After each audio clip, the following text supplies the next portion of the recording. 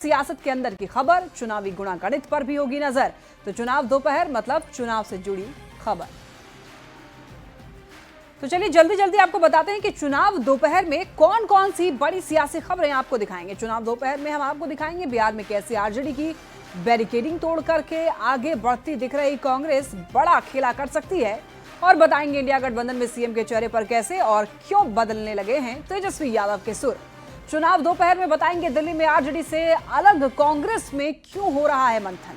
राहुल गांधी के जेन जी पार पोस्ट के बाद क्या हाई है बिहार झारखंड में पॉलिटिक्स। चलिए बढ़ते हैं खबरों में आगे। तो देखिए चुनाव की तारीख नजदीक आती जा रही है, लेकिन इंडिया गठबंधन में अब भी सीटों के मुद्दे पर तकरार बरकरार है। लेकिन सूत्रों के हवाले से जो मिल रही खबर है उसके मुताबिक कांग्रेस ने बड़ा खेला कर दिया है। बिहार में कांग्रेस ने 76 सीट पर चुनाव लड़ने की तैयारी कर ली है, और सूत्रों के मुताबिक 38 सीट पर यानी कि 23 सीटों में 50% सीट पर प्रत्याशियों का ऐलान भी बहुत जल्द कर सकती है। और खबर यह भी है कि इन 38 सीटों पर कांग्रेस आरजेडी की सहमति का भी इंतजार नहीं करेगी, यानी कि कांग्रेस ने कम से कम इन 38 सीट पर प्रत्याशियों को उतारने की तैयारी कर ली है।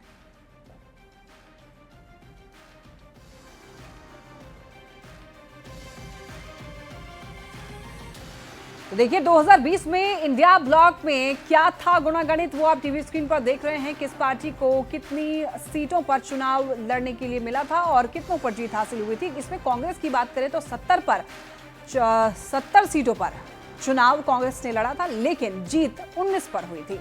और ऐसे में इसको लेकर कि इस बार 76 सीटों पर कांग्रेस चुनाव लड़ना चाह रही है, आरजेडी हमलावर है कि स्ट्राइक रेट पिछली बार का कितना रहा था। ऐसी सीटें हैं जहां पर आप लोगों ने अपने चिन्हित किया है कि मजबूत सीटें हैं आप लोगों की, उसमें से 38 ऐसी सीटें हैं जहां पर बिल्कुल कांग्रेस हर हाल में चुनाव लड़ना चाहती है, उस पर चर्चा होगी।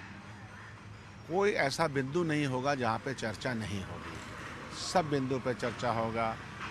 किस ज़िले में क्या पोजीशन होगी, किस रीजन में क्या पोजीशन होगी, कास्ट कॉम्बिनेशन क्या होगा, सब चीज़ पे चर्चा होगी। चर्चा तो चर्चा है। आंकड़ा 70 से ऊपर भी इस बार हो सकता है, 76 तक जा सकता है। आंकड़े पर कोई फाइनलिटी तो है नहीं, आंकड़े तो तय होंगे जब हम अलायंस पॉलिटिक्स में हैं और 2-3 हमारे नए साथी भी आ रहे हैं, तो उस लिहाज से चीज़ें तय होंगी ना, पुराने लिहाज से चीज़ें नहीं तय होती हैं। हाँ, ये ज़रूर है कि नए लिहाज से हो तब भी जो कांग्रेस पार्टी की अपनी विश्वसनीयता है, जो कांग्रेस पार्टी का अपना मकाम है, वो रहेगा। 76 सीटों पर आप लोगों की तैयारी है, ऐसा कहा जा रहा है। कांग्रेस ने काफ़ी मेहनत किया है, राहुल गांधी की यात्रा के बाद आप लोग काफ़ी उत्साहित हैं, काफ़ी पेपर वर्क आपने किया भी है। 76 सीटों पर आप लोग चुनाव लड़ना चाहते हैं, मजबूत दावेदारी है आप लोगों की।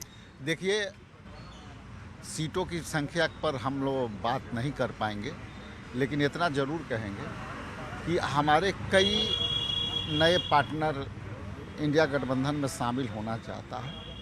सभी मिल करके और सभी को समान रूप से, संयुक्त रूप से हम लोग उनके लिए भी स्पेस ढूंढ रहे हैं। उनकी स्पेस के लिए पर भी हम लोग काम कर रहे हैं। अब हम लोग अंतिम रूपरेखा तैयार कर चुके हैं, खास करके सीटों शेयरिंग पर, और नेक्स्ट जब हम लोग का बैठक होगी तो हम समझते हैं कि आपके सामने संपूर्ण जो है रूपरेखा होगी। आरजेडी की तरफ से कहा जा रहा है जिसकी जितनी धरातल पर ताकत होगी उस ताकत के हिसाब से सब कुछ तय होगा। खासतौर से पिछला स्ट्राइक रेट 70 में 19 का दिखाया जा रहा है। आरजेडी प्रवक्ता मृत्युंजय तिवारी ये कह रहे हैं कि 70 में 19 जीते तो कितना होगा ताकत, उसको देख करके तब सब कुछ तय होगा। हम आज के ताकत का मिलजुल के विश्लेषण करेंगे और उस विश्लेषण पर हम 243 पर इंडिया गठबंधन मजबूत हुई है, और वही मजबूती से इंडिया गठबंधन की सरकार बनेगी और एनडीए सरकार बाहर होगी।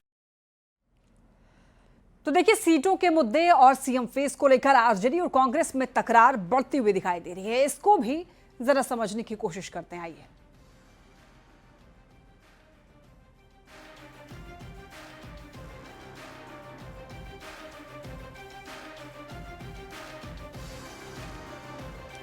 टीवी स्क्रीन पर ये आंकड़े आप देख पा रहे हैं। देखिए इस बार की दावेदारी क्या है, फिलहाल जो टेंटेटिव है, और 2020 में क्या था, यानी कि आरजेडी 144 सीटों पर चुनाव लड़ा था, कांग्रेस ने 70 सीटों पर चुनाव लड़ा, वहीं लेफ्ट 29 सीटों पर चुनाव लड़ा।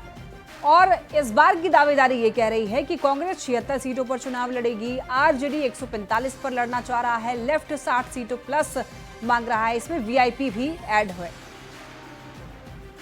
वहीं देखिए, आरजेडी प्रवक्ता मृत्युंजय तिवारी ने कांग्रेस पर तंज कसते हुए कांग्रेस को आईना दिखाते हुए ये कहा कि कांग्रेस ने पिछली बार 70 सीटों पर लड़के कितनी सीट जीती, कितना स्ट्राइक रेट रहा, सबको पता है 76 पर लड़कर कितनी जीतेगी, ये सवाल है। महागठबंधन देखिए 243 पर लड़ेगा, सब लोग मिलकर चुनाव लड़ेंगे, जिसकी जितनी ताकत होगी, जमीनी हकीकत होगी, उतना ही उचित सम्मान मिलेगा और उचित सीट मिलेगी। धरातल पर क्या ताकत है वो सबको समझनी पड़ेगी, मृत्युंजय तिवारी का ये कहना है। तो 70 सीटों पर कांग्रेस लड़ी थी, तो कितना सीट जीता था, स्ट्राइक रेट क्या था, ये सबको पता है। तो कांग्रेस पार्टी अगर 76 सीट मिलेगा तो कितने सीटों पर जीतेगी? भाई हम महागठबंधन, इंडिया गठबंधन 243 सीटों पर चुनाव लड़ेगी, सब लोग मिलकर चुनाव लड़ेंगे और महागठबंधन में ऑल इज वेल है। ताकत के हिसाब और से जिसको जितनी ताकत होगी, धरातल पर जमीनी हकीकत जो होगी, उसी के अनुसार सबको उचित सम्मान, उचित सीट मिलेगा। इसमें कहीं कोई कंफ्यूजन नहीं है। एनडीए में तो सिर्फ फुटबॉल है। और देखिए, कांग्रेस के सूत्रों के हवाले से खबर मिल रही है कि कुटुंबा सीट पर आरजेडी और कांग्रेस में तकरार है। आरजेडी ने इधर सुरेश पासवान को आगे किया है। आरजेडी के फैसले से अब कांग्रेस जो है वो नाराज बताई जा रही है। राजेश राम की पारंपरिक सीट है कुटुंबा। राजेश राम का हालांकि इस मामले पर कुछ भी कहने से इनकार है। आरजेडी के फैसले से कांग्रेस में नाराजगी देखी जा रही है। तो आपको बताते चलें, कांग्रेस सूत्रों के हवाले से खबर ये मिल रही है कि कुटुंबा सीट को लेकर आरजेडी और कांग्रेस में तनातनी है। आरजेडी ने सुरेश पासवान को आगे कर दिया है, तो आरजेडी के फैसले से अब कांग्रेस नाराज चल रही है। राजेश राम की पारंपरिक सीट है कुटुंबा। राजेश राम का हालांकि इस मामले पर कुछ भी कहने से इनकार कर दिया है। तो औरंगाबाद की कुटुंबा सीट पर आरजेडी की ओर से चाल चल देने की बात सामने आ रही है। खबर यह है कि आरजेडी ने सुरेश पासवान को अपने उम्मीदवार के तौर पर आगे कर दिया है। ऐसे में कुटुंबा से मौजूदा विधायक राम यहां पर और बिहार कांग्रेस के अध्यक्ष राजेश राम ने कुछ भी कहने से इनकार कर दिया है। विधानसभा में कांग्रेस विधायक दल के नेता शकील अहमद खान ने मीडिया में आ रही अटकलों पर जवाब देने से मना कर दिया है। ये खबर आ रही है कि आरजेडी के तरफ से सुरेश पासवान को आगे किया जा रहा है कुटुंबा से, जहां पर आपके प्रदेश अध्यक्ष राजेश राम अभी सिटिंग एमएलए हैं। कयास आराइयाँ हैं और मीडिया के साथियों के द्वारा आराइयाँ हैं। ये सब तो कयास करता रहे। जो मजबूत सीट है, भारी मतों से जीतने का मामला है, यहाँ कौन क्या कह रहा है, नहीं कह रहा है, इस पर कोई चर्चा ही नहीं है। कुटुंबा से आप विधायक हैं, वहां पर सुरेश पासवान आरजेडी के दावा ठोक रहे हैं अब तो आप ही की सीट पर। देखिए, ये लोकतंत्र है और हम स्वस्थ लोकतंत्र की मर्यादा को पालन करने वाले हैं। जब तक ले टिकटों की घोषणा नहीं होती तो ये सभी का जो है अधिकार है अपनी बात कहने का, और जो जिस दल से जुड़ा रहता है ये उनकी भी अधिकार है कि उस दल से कुछ भी मांग करे। इधर कांग्रेस और आरजेडी में तनातनी के बीच दिल्ली में कांग्रेस की स्क्रीनिंग कमेटी की बैठक शुरू हो गई है। कांग्रेस के दिल्ली मुख्यालय में यह बैठक हो रही है, जिसमें स्क्रीनिंग कमेटी के अध्यक्ष अजय माकन, बिहार कांग्रेस प्रभारी कृष्णा लावरू, बिहार कांग्रेस के अध्यक्ष राजेश राम और विधानसभा में पार्टी के नेता शकील अहमद खान शामिल हो रहे हैं। माना यह जा रहा है कि इस बैठक में उम्मीदवारों के नाम पर चर्चा हो सकती है। तो कांग्रेस स्क्रीनिंग कमेटी की बैठक दिल्ली में हो रही है और चुनाव को लेकर दरअसल महामंथन कहा जा सकता है इस बैठक में हो रही है। अध्यक्ष अजय माकन इस बैठक में मौजूद हैं और साथ साथ आपको ये बताते चलें, बिहार कांग्रेस प्रभारी कृष्णा लावरू, बिहार कांग्रेस के अध्यक्ष राजेश राम और विधानसभा में पार्टी के नेता शकील अहमद खान शामिल हैं। कांग्रेस आरजेडी के बीच बनते और बिगड़ते हुए रिश्तों की खबर से आगे निकलकर अब सीएम पर दावेदारी की खबर पर आते हैं। तो देखिए, बिहार में इंडिया गठबंधन की अगुवाई कर रहे नेता प्रतिपक्ष तेजस्वी यादव कल तक ये कहते नहीं थक रहे थे कि विपक्ष की ओर से वो ही सीएम का चेहरा है और अपने चेहरे पर ही जनता के बीच जाकर वोट मांग रहे थे। लेकिन गठबंधन में तेजस्वी के चेहरे पर अब तक बात नहीं बनी। कांग्रेस के तमाम बड़े नेता सीएम के चेहरे के जो सवाल पर चुप्पी साध रहे थे। तो ऐसे में तेजस्वी यादव के अब सुर बदलने लग रहे हैं। लेकिन सबसे पहले आपको तेजस्वी का वो बयान सुनाते हैं जिसमें तेजस्वी अपने ही चेहरे पर वोट मांग रहे थे। 243 सीट पे तेजस्वी चुनाव लड़ेगा। तेजस्वी चाहे कांटी हो, मुजफ्फरपुर हो, बौछा हो, चाहे घाट हो, अपन हमारे मुन्ना जी का क्षेत्र हो, हर जगह से तेजस्वी चुनाव लड़ने का काम करेगा। आप सब लोगों से अपील है कि तेजस्वी को देख करके वोट दीजिए, भारत को आगे ले जाने का काम करेगा। तो सुना आपने क्या कह रहे थे तेजस्वी यादव। देखिए, तेजस्वी यादव के चेहरे पर कांग्रेस ने अब तक अपना पत्ता नहीं खोला है। वो बिना चेहरे के चुनाव में जाने की ओर इशारा कर रही है। ऐसे में तेजस्वी यादव के अब सुर बदलने लग रहे हैं। पहले मैं सीएम से, अब जनता सीएम तय करेगी, ये कहने लगे हैं। तो बिहार अधिकार यात्रा पर निकले तेजस्वी की अब ये बयान भी सुन लीजिए। तेजस्वी जी, लोग जानना चाहते हैं कि बिहार का मुख्यमंत्री का चेहरा कौन होगा। तेजस्वी जी हैं क्योंकि आप घूम रहे हैं, आप सब। हमारे गठबंधन में कोई कंफ्यूजन नहीं है और बिहार की मालिक जनता जो है वो मुख्यमंत्री बनाती है। इस बार बदलाव चाहते हैं। आप बिहार के किसी व्यक्ति से जाके पूछिए, सर्वे कराइए कि किसे वो देखना चाहते हैं, जवाब मिल जाएगा। तो तेजस्वी यादव को देखना चाह रहे हैं लोग। अब हम क्या बोले, जनता से पूछिए। लेकिन हमारे गठबंधन में मुख्यमंत्री चेहरे को लेके कोई कंफ्यूजन नहीं है, समय पर घोषित कर दिया जाएगा।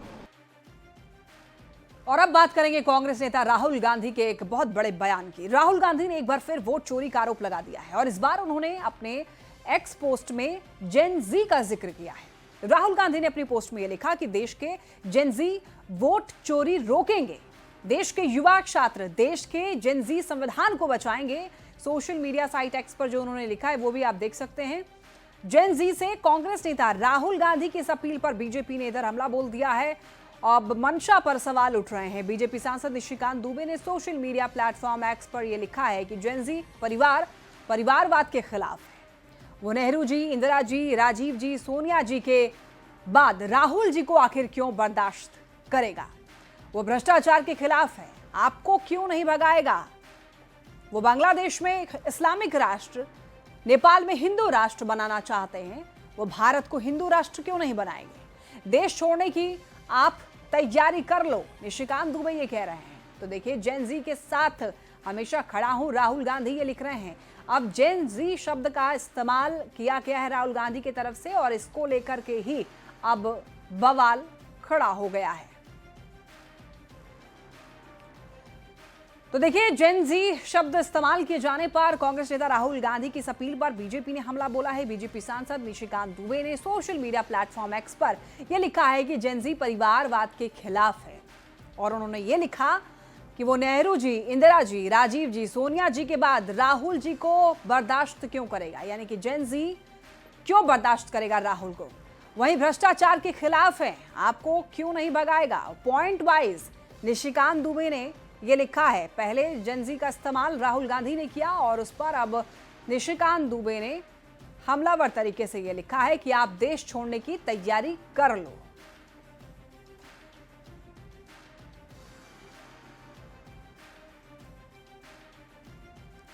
और ये देखिए, अब देखिए जेन जी को आप जरा समझिए। डिजिटल दुनिया में जेन जी जो है वो किस तरीके से काम कर रही है। आज उनकी उम्र 12 साल से लेकर के 28 साल तक है। जेन जी कौन है, क्यों उसका इस्तेमाल हो रहा है, ये आपको बता दें। जेन मतलब जेनरेशन और जेड मतलब 12 से लेकर 28 उम्र तक के जो युवा हैं। भारत में ये आबादी एक बहुत बड़ा हिस्सा है। स्कूल, कॉलेज और जॉब शुरू करने वाले ये लोग हैं और सबसे जागरूक और सबसे तेज़ी से राय बनाने वाली ये पीढ़ी मानी जा रही है। और इसी वजह से जेन जी शब्द का इस्तेमाल बहुत तेज़ी से लोग कर रहे हैं। और जी का मतलब है अंग्रेजी अल्फ़ाबेट का आखिरी लेटर। नवीनतम पीढ़ी इसको मानी जा रही है और आई जनरेशन और जूमर्स भी इनको कहा जाता है। अब देखिए, जेन जी के बाद में जेन वाई के दरअसल बाद ये पैदा हुई है जेन जी। और इसी को लेकर हालांकि हाल के दिनों में आपने देखा था किस तरीके से नेपाल में जेन जी ने हिंसक प्रदर्शन किया और तख्ता पलट किया। अब उसके बाद भारत में जेन जी के इस्तेमाल को लेकर के अब बीजेपी भड़क उठी है।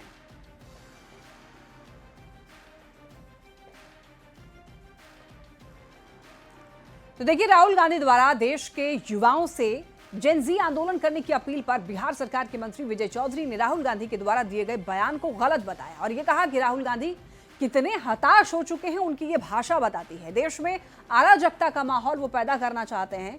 उनकी मानसिक स्थिति ये है कि वो समझ चुके हैं संवैधानिक तरीके से वो सत्ता में नहीं आ सकते हैं, इसीलिए वो बिना सोची समझी बात करते हैं। वो अब इस देश में अराजकता की स्थिति तक लाने को उद्यत हो गए हैं। यह उनकी मानसिक स्थिति दर्शाता है कि शायद जो संवैधानिक तरीका है उसके तहत या उसके माध्यम से अब वो सत्ता पाने में बिल्कुल निराश हो चुके हैं। अब उनको लग गया है कि जनता उनको दोबारा सत्ता में नहीं लाएगी। अब देखिए, निशिकांत दुबे ने राहुल गांधी पर गंभीर आरोप लगा दिया है। बता दें आपको, राहुल गांधी पर जेन ज़ी को लेकर के आरोप लगाया है और कहा है कि भारत में गृह युद्ध भड़काना चाहते हैं राहुल गांधी। देश के विरोधी ताकतों के साथ है राहुल गांधी। निशिकांत दुबे का ये गंभीर आरोप राहुल गांधी पर, जिस तरीके से राहुल गांधी ने जेन ज़ी शब्द का इस्तेमाल किया और उन्होंने कहा कि भ्रष्टाचार को जेन ज़ी रोकेगी। और इसके बाद निशिकांत दुबे भड़क चुके हैं। निशिकांत दुबे ने गंभीर आरोप लगा दिया है राहुल गांधी पर और कह दिया है कि जेन ज़ी का इस्तेमाल भारत में गृह युद्ध भड़काना चाह रहे हैं राहुल गांधी। देश के विरोधी ताकतों के साथ है राहुल गांधी।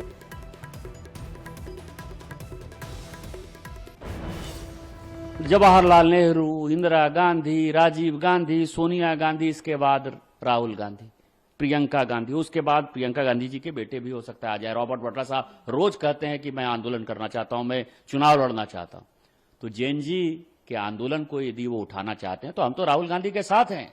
पूरी गांधी फैमिली देश छोड़ती हुई नजर आएगी। दूसरा, जेन ज़ी ने क्या किया, जो नेपाल और बांग्लादेश से उदाहरण है, भ्रष्टाचार के खिलाफ। भ्रष्टाचार किसने किया?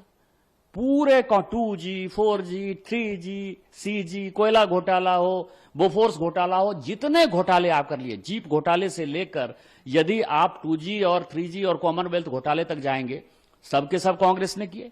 11 साल से हमारी सरकार चल रही है, हमारे ऊपर एक भी घोटाले का इतना छोटा सा भी जो है कोई हमारे ऊपर आरोप नहीं है, टीका टिप्पणी नहीं है। तो दूसरा, जेन ज़ी जो कह रहा है भ्रष्टाचार में कौन चले जाएंगे, वो जाएंगे कि नहीं जाएंगे।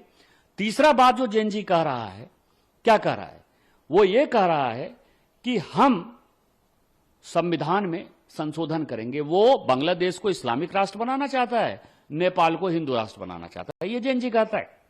मेजॉरिटी भारत में यहां है, हम सेकुलर हैं और आई एम प्राउड कि हम सेकुलर हैं और सेकुलर रहना चाहिए, संविधान में जो बाबा साहब अंबेडकर ने कहा है। लेकिन जेन ज़ी जब हिंदू राष्ट्र की तरफ बढ़ेगा तब आप क्या करोगे?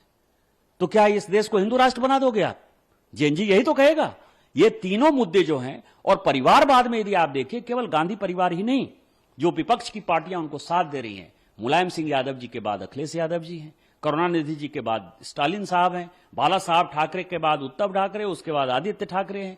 जो भी पॉलिटिकल, लालू प्रसाद जी के साथ आप देखिए, लालू प्रसाद जी के साथ तेजस्वी यादव हैं, मीसा भारती जी हैं, ये सारे लोग, ममता बनर्जी के बाद अभिषेक बनर्जी हैं, जो भी कांग्रेस को साथ दे रहे हैं वो सब परिवारवादी पार्टियां। आपको क्या इनका भविष्य नजर आता है? तो मुझे लगता है कि गृह युद्ध राहुल गांधी इस देश में भड़काना चाहते हैं और इसी गृह युद्ध के आधार पर नेहरू जी ने, उनके दादाजी ने इस देश का बंटवारा किया।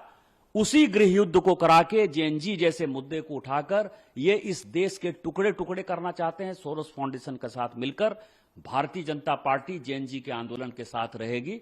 और मैं आपको चैलेंज करता हूं, दावे के साथ करता हूं कि पूरी गांधी फैमिली और गांधी फैमिली को सपोर्ट करते हुए जितनी परिवारवादी पार्टियां हैं, यदि वो इस देश से भागती हुई इन्हें नजर आएंगी, फिर आप मुझे कहिएगा।